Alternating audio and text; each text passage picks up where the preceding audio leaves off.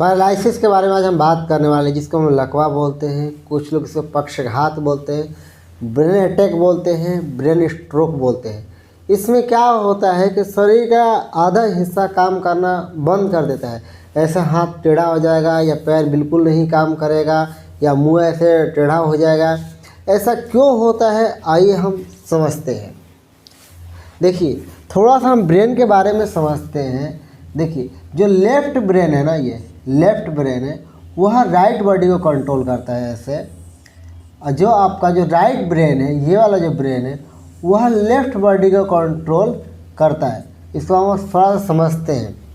जैसे ब्रेन का क्या काम है, जो भी एक्टिविटी हो रही है, जैसे मैं बोल रहा हूँ तो ब्रेन क्या कर रहा है, मेरे मुंह को ऑर्डर दे रहा है कि आप इतना मुंह खोलिए, ऐसे बोलिए, ऐसे बोलिए। जैसे मैं लिख रहा हूँ तो ब्रेन क्या बोल रहा है, हाथ को ऑर्डर दे रहा है, सिग्नल दे रहा है। और जैसे मैं चलूँगा या कोई व्यक्ति जब चलता है तो ब्रेन क्या करता है, पैरों को सिग्नल देता है कि ऐ पैर आप चलिए। तो ब्रेन मेन क्या काम करता है, पैरों को सिग्नल देता है, हाथों को सिग्नल देता है, बॉडी को ऑर्डर देता है। यही होता है लकवा में। लकवा में क्या होता है कि ब्रेन के किसी भी हिस्सा में क्लोट आ जाता है। क्या आता है, क्लोट आ जाता है। तो क्या होता है, ब्रेन काम करना बंद कर देता है, ब्रेन सिग्नल देना काम कम कर देता है।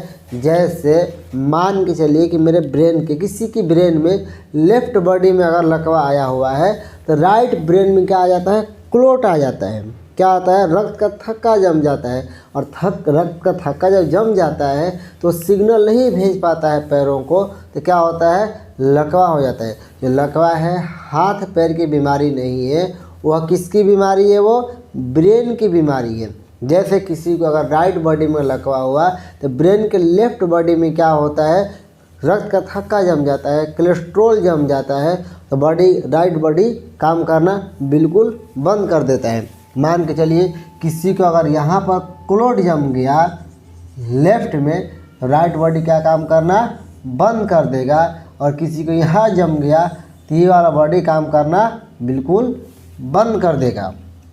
यही होता है लकवा में। ब्रेन का अलग अलग पार्ट अलग अलग बॉडी को कंट्रोल करता है। जैसे ब्रेन का एक ब्रोकाज एरिया है, ब्रोकाज एरिया मुंह को कंट्रोल करता है। अगर ब्रेन के ब्रोकाज एरिया में किसी को क्लोट आ जाता है तो आदमी की स्पीच बोल नहीं पाता है, उसका मुंह क्या होता है, टेढ़ा हो जाता है। ब्रेन का अलग अलग हिस्सा बॉडी को अलग अलग तरीक़ा से कंट्रोल करता है, तो इसी को हम लकवा बोलते हैं, पैरालिसिस बोलते हैं। ब्रेन में थक्का क्यों जमता है, आइए हम इसको समझते हैं। मान के चलिए हमारा ब्रेन का क्या हो गया, नस हो गया, और इसमें हमारा क्या आ रहा है, ब्लड फ्लो कर रहा है। क्या आ रहा है, हमारा ब्लड बह रहा है। ठीक है। अगर किसी को डायबिटीज़ है, मधुमेह है, तो क्या करता है, इस पूरा ऐसे इसको ना ख़राब कर देता है। क्या करता है, जो ब्लड के जो वॉल है ना, ये दीवार है, उसको क्या करेगा, डैमेज कर देगा। क्या करेगा, ऐसे ना बिल्कुल खुरदुरा करेगा, डैमेज कर देगा, ऐसे डैमेज कर देगा। और इस डैमेज को ठीक करने के लिए हमारे बॉडी में क्या आता है, कोलेस्ट्रॉल होता है। क्या होता है, कोलेस्ट्रॉल। तो वो भी क्या होता है, जैसे जमना शुरू हो जाता है, धीरे धीरे धीरे धीरे धीरे धीरे जमना शुरू हो जाता है, ऐसे ऐसे जमना शुरू हो जाता है, ऐसे ऐसे जमना शुरू हो जाता है। जब पूरा ऐसे जम जाता है, जब जिस दिन पूरा ऐसे जम गया, ऐसे बिल्कुल ऐसे पूरा जम गया, तो आदमी को क्या हो जाएगा, ब्रेन अटैक हो जाएगा, ब्रेन स्ट्रोक हो जाएगा। और यहाँ से किसी को अगर जम गया, यहाँ से जम गया, तो यहाँ ब्लड नहीं फ्लो हो रहा है। क्या हो रहा है, यहाँ ब्लड फ्लो नहीं हो रहा है। जब इस हिस्सा को जब ब्लड नहीं मिलेगा, तो ब्लड नहीं मिलेगा तो ऑक्सीजन भी नहीं मिलेगा, क्योंकि ब्लड के साथ तो ऑक्सीजन जाता है ना। तो ब्रेन को इस हिस्सा का ऑक्सीजन नहीं मिलेगा, तो ब्रेन के हिस्सा क्या हो जाएंगे, मर जाएंगे, डेड हो जाएंगे। ठीक है। लेकिन अब हम समझते हैं कि हम सबसे पहले हमें कोलेस्ट्रॉल को कंट्रोल करना चाहिए, बीपी को कंट्रोल करना चाहिए, डायबिटीज़ को कंट्रोल करना चाहिए, मधुमेह को कंट्रोल करना चाहिए। और हम इसको मधुमेह को कंट्रोल करते हैं, डायबिटीज़ को कंट्रोल करते हैं, कोलेस्ट्रॉल को कंट्रोल करते हैं, तो पैरालिसिस जो लकवा है वह नहीं होगा।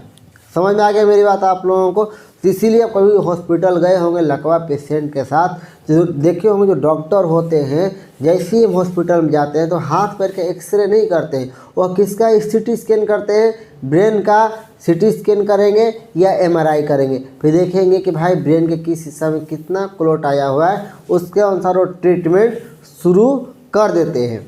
समझ में आ गया आप लोगों को। और ब्रेन की एक्सरसाइज कैसे की जाती है, लकवा की एक्सरसाइज कैसे कराया जाता है, इसको हम दूसरे वीडियो में बहुत डिटेल्स में समझेंगे। और आज के लिए इतना ही। जय हिंद, जय भारत, स्वस्थ रहिए, मस्त रहिए। और लास्ट में सभी वीडियो में बोलता हूँ, एक्सरसाइज ज़रूर कीजिए, आप कुछ हुआ है या नहीं हुआ है, और डाइट और एक्सरसाइज ज़रूर करना है।